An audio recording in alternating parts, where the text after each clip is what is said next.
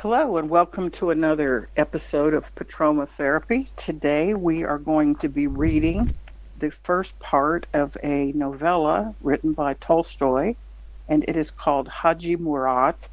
It was written between 1896 and 1904, and it was actually published as a full collection in 1911.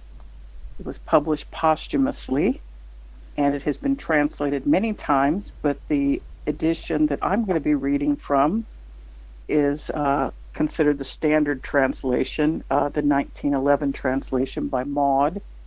And my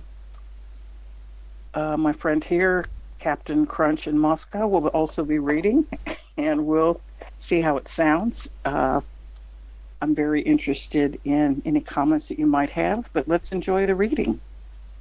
Aye, ma'am. Okay, here's the beginning, the very first sentence. I really love all the description. It's very much like Faulkner or Hemingway or Proust or Garcia Marquez, lots of descriptions. So we're going to go ahead and begin. I was returning home by the fields. It was midsummer, and the hay harvest was over. They were just beginning to reap the rye.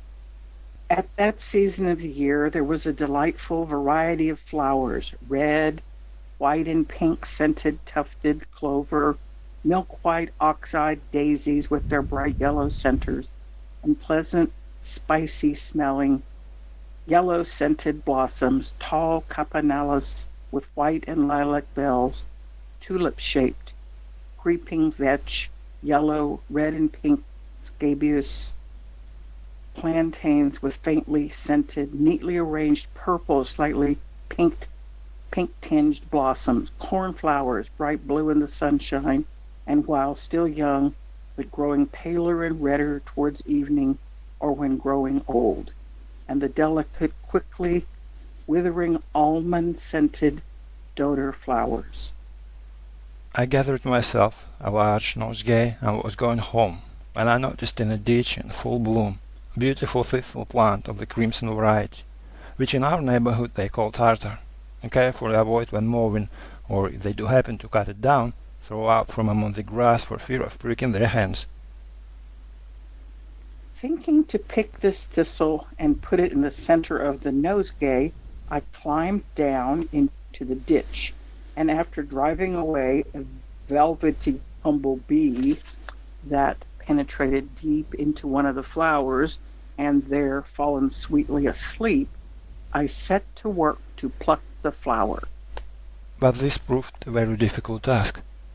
Not only did the stalk prick on every side, even through the handkerchief I wrapped around my hand, but it was so tough that I had to struggle with it for nearly 5 minutes, breaking the fibers one by one. When I had at last plucked it, the stalk was all frayed, and the flower itself no longer seemed so fresh and beautiful.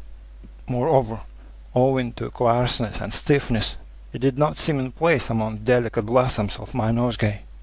I felt sorry to have vainly destroyed a flower that looked beautiful in its proper place, and I threw it away. But what energy and tenacity, with what determination it defended itself, and how dearly it sold its life, thought I, remembering the effort it had cost me to pluck the flower. The way home led across black earth fields that had just been plowed up. I ascended the dusty path. The plowed field belonged to a landed proprietor and was so large that on both sides and before me to the top of the hill was nothing visible but evenly furrowed and moist earth. The land was well tilled, and nowhere was there a blade of grass of any kind or plant to be seen. It was all black. What a destructive creature is man! How many different plant lives he destroys to support his own existence, I thought, involuntarily looking around for some living thing in this lifeless black field. In front of me, to the right of the road, I saw some kind of little clump, and drawing near I found it was the same kind of thistle as that which I had vainly plucked and thrown away. This tartar plant had 3 branches. One was broken and stuck out like the stump of a mutilated arm. Each of the other 2 bore a flower, once red but now blackened. One stalk was broken, and half of it hung down with the soiled flower at its tip. The other, though also soiled with black mud, stood erect. Evidently, a cartwheel had passed over the plant, but it had risen again, and that was why, though erect, it stood twisted to one side, as if a piece of its body had been torn from it, its bowels drawn out, and arm torn off, and one with eyes plucked out. And yet it stood firm and did not surrender to man, who had destroyed all its brothers around it. What vitality, I thought. Man has conquered everything and destroyed millions of plant, yet this one won't submit.